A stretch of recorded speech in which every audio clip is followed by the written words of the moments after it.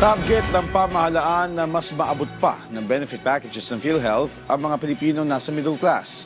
Tinalakay ito sa pulong ni Executive Secretary Ralph Recto sa Department of Health at PhilHealth kung saan target din na mapalakas ang pagpapatupad ng Zero Balance Billing Program. Si Clazel Pardilla sa sentro ng balita. Dumayo pa ang magsasaka na si Rolando sa Quezon City mula sa La Union para maipagamot ang kanyang misis na may sakit sa puso. Nag-aalala na nga sa kalusugan ng kanyang asawa. Problemado pa siya sa laki ng posibleng gastusin sa operasyon. Yung wala kaming pagkukunan. Wala naman doon sa amin na opera pero mahal doon sa Lorma. Nagit 1 milyon daw ang magastos namin. Laking pasalamat po sa Diyos kung talagang wala kaming babayaran. Talagang yung sakit niya, sakit ng mayaman. Sa pagpupulong ni Executive Secretary Ralph Recto sa Department of Health at PhilHealth, pinatitiyak ni Pangulong Ferdinand R. Marcos Jr.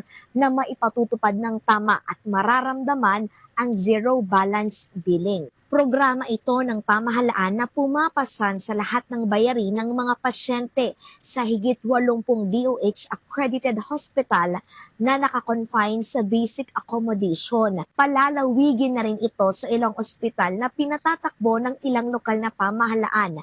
Hinimok ni Recto ang DOH at PhilHealth na palawakin ang mga benepisyong ibinibigay sa middle-income families na malaki ang iniaambag na kontribusyon at buwis na nagpapagana sa mga programa ng pamahalaan.